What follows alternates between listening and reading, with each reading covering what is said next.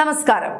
രാഷ്ട്രീയ ലാഭത്തിനു വേണ്ടി എന്തും പറയുകയും അധികാരം കയ്യിലിരിക്കുമ്പോൾ ജനങ്ങളെ വഞ്ചിക്കുന്ന കരാറുകളിൽ ഒപ്പിടുകയും ചെയ്യുന്നത് കമ്മ്യൂണിസ്റ്റ് പാർട്ടിയുടെ ഒരു സ്ഥിരം രോഗമാണ്. അതിന്റെ ഏറ്റവും വലിയ തെളിവാണ് കേന്ദ്ര സർക്കാരിന്റെ PM ശ്രീ സ്കൂൾ പദ്ധതിയെ ചൊല്ലി ഇപ്പോൾ കേരളത്തിൽ നടക്കുന്ന വിവാദങ്ങൾ. കഴിഞ്ഞ പിണറായി വിജയൻ സർക്കാരിന്റെ കാലത്താണ് വിദ്യാഭ്യാസ മന്ത്രി V ശിവൻകുട്ടിയുടെ നേതൃത്വത്തിൽ കേരളം PM ശ്രീ പദ്ധതിയുടെ ധാരണാപത്രത്തിൽ ഒപ്പിടുന്നത്. പദ്ധതിയിൽ ഒപ്പിട്ട് ഏകദേശം 205 കോടിയോളം രൂപ കേന്ദ്രത്തിൽ നിന്നും കൈപ്പറ്റുകയും ചെയ്തു.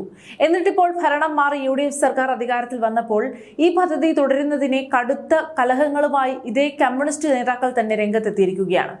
അതിനേക്കാൾ കൗതുകം തോന്നിയത് CPM നേതാവ് M സ്വരാജ് ഇതിനെ ന്യായീകരിക്കുന്നത് കേട്ടപ്പോഴാണ്. തങ്ങളന്ന് PM ശ്രീ പദ്ധതി നടപ്പിലാക്കാൻ വേണ്ടിയിട്ടല്ല ഒപ്പിട്ടതെന്നാണ് സ്വരാജ് ഇപ്പോൾ വിളിച്ചു പറയുന്നത്. ഭരണഘടനാനുസൃതമായി പ്രവർത്തിക്കേണ്ട ഒരു സംസ്ഥാന സർക്കാർ ഒപ്പിടുന്ന രേഖകൾക്കും നൽകുന്ന വാഗ്ദാനങ്ങൾക്കും ഇവരുടെ കണ്ണിൽ യാതൊരു വിലയും ഇല്ലേ എന്നാണ് പൊതുസമൂഹം ചോദിക്കുന്നത്. സ്വരാജ് തന്റെ ഈ വിചിത്രമായ ന്യായീകരണത്തിലൂടെ യഥാർത്ഥത്തിൽ ജനങ്ങളോട് പറഞ്ഞു വെക്കുന്നത് ഒരു കാര്യമാണ്. ജനങ്ങളെ നിങ്ങൾ ഞങ്ങളെ ഒട്ടും വിശ്വസിക്കരുതെന്നും തങ്ങൾ ഒപ്പിടുമെന്നും തങ്ങൾ വലിയ വാഗ്ദാനങ്ങൾ നൽകുമെന്നും പക്ഷേ തങ്ങൾ അതൊന്നും പാലിക്കുമെന്ന് യാതൊരുവിധ ഉറപ്പുമില്ല.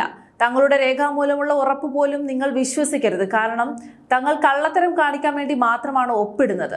ഒരു ഉത്തരവാദിത്തപ്പെട്ട രാഷ്ട്രീയ നേതാവ് വന്നിരുന്ന് സ്വന്തം സർക്കാരിന്റെ വചനാപരമായ പ്രവർത്തനങ്ങളെ ഇത്തരത്തിൽ ന്യായീകരിക്കുന്നത് അങ്ങേയറ്റം ലജ്ജാകരമാണ്. പണ്ടേ തോറ്റ MLA ആയതുകൊണ്ട് ഇത്തരം കാര്യങ്ങൾ വിളിച്ചു പറയുമ്പോൾ ഭരണഘടനാ ലംഘനത്തിനോ സത്യപ്രതിജ്ഞാ ലംഘനത്തിനോ കേസ് എടുക്കാൻ പോലും വകുപ്പില്ല എന്നതാണ് സ്വരാജിന്റെ ഏകരക്ഷ. അതുകൊണ്ട് തന്നെ ഏത് വിവരക്കേടും നുണയും വിളിച്ചു പറയാമെന്ന ധാർഷ്ട്യമാണ് ഇവർക്ക്.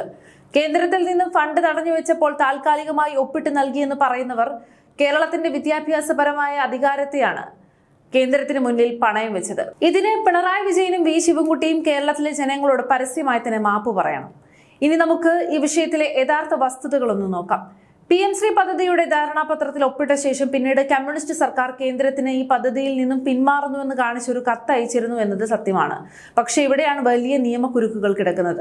കേന്ദ്ര സർക്കാരുമായി ഒരു ഔദ്യോഗിക രേഖയിൽ ഒപ്പിട്ട് കഴിഞ്ഞാൽ പിന്നീട് സംസ്ഥാനത്തിന് മാത്രമായി അതിൽ നിന്നും ഏകപക്ഷീയമായി പിന്മാറാൻ കഴിയില്ല.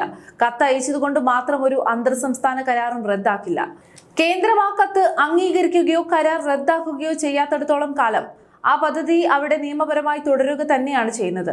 കത്തയച്ചിട്ടും കരാർ റദ്ദായില്ലെങ്കിൽ പദ്ധതി നിലവിൽ നിലനിൽക്കുന്നു എന്ന് തന്നെയാണ് അർത്ഥം. അതായത് ധാരണാപത്രം ഒപ്പിട്ടാൽ കത്തയച്ചാലും പിന്മാറ്റമാകില്ല എന്ന ലളിതമായ നിയമം പോലും മനസ്സിലാക്കാതെയാണ് മുൻ വിദ്യാഭ്യാസ മന്ത്രി V ശിവൻകുട്ടിയും പിണറായി വിജയനും ചേർന്ന് കേരളത്തെ ചതിച്ചത്. ഇപ്പോൾ ഇതിൽ നിന്നും എങ്ങനെ പിന്മാറാൻ കഴിയുമെന്ന് ഒപ്പിട്ട് നൽകി ഇവർ തന്നെയാണ് വ്യക്തമാക്കേണ്ടത്. മുൻ സർക്കാർ വരുത്തിവെച്ച ഈ കനത്ത നിയമക്കുരുക്കുകളും കടബാധ്യതയും പരിഹരിക്കാനാണ് ഇപ്പോൾ പുതിയ UDF സർക്കാർ ശ്രമിക്കുന്നത്. സർക്കാരുകൾ എന്നത് ഒരു തുടർച്ചയായതുകൊണ്ട് മുൻ ഭരണാധികാരികൾ ഒപ്പിട്ട കരാറുകളുടെ ബാധ്യതകൾ പുതിയ സർക്കാരിന് ചുമക്കേണ്ടി വരുന്നു. എന്നാൽ UDF സർക്കാർ കമ്മ്യൂണിസ്റ്റ് പാർട്ടിയെ പോലെ ഒളിച്ചുകളി നടത്തുകയല്ല ചെയ്യുന്നത്. സംസ്ഥാനത്തിന്റെ താൽപര്യങ്ങൾ സംരക്ഷിച്ചുകൊണ്ട് സ്വന്തമായി കരിക്കുലം തയ്യാറാക്കാനുള്ള അവകാശവും സ്കൂളുകൾ തെരഞ്ഞെടുക്കാനുള്ള പൂർണ്ണ സ്വാതന്ത്ര്യവും കേന്ദ്രത്തോട് ആവശ്യപ്പെട്ടുകൊണ്ടാണ് UDF സർക്കാർ മുന്നോട്ട് പോകുന്നത്. തങ്ങൾ ഭരിക്കുമ്പോൾ കേന്ദ്ര ഫണ്ട് വാങ്ങാൻ വേണ്ടി എന്തും ഒപ്പിട്ട് നൽകുക, എന്നിട്ട് പുറത്തിറങ്ങി തങ്ങൾ ഇതിനെതിരാണെന്ന് പറഞ്ഞ് ഇരട്ടത്താപ്പ് നാടകം കളിക്കുക, ഭരണം പോകുമ്പോൾ പുതിയ സർക്കാരിന്റെ മേൽ കുതിര കയറുക എന്ന CPMന്റെ കപട രാഷ്ട്രീയം കേരളത്തിലെ ജനങ്ങൾ തിരിച്ചറിഞ്ഞു കഴിഞ്ഞു. സ്വന്തം ഒപ്പിന് പോലും വിലയില്ലാത്ത ഇത്തരം നേതാക്കളുടെ ന്യായീകരണങ്ങൾ ജനങ്ങൾ പുച്ഛിച്ചു തള്ളും. കേരളത്തിലെ കുട്ടികളുടെ ഭാവി വെച്ചാണ് രാഷ്ട്രീയം കളിക്കുന്നത് ഇപ്പോൾ CPM.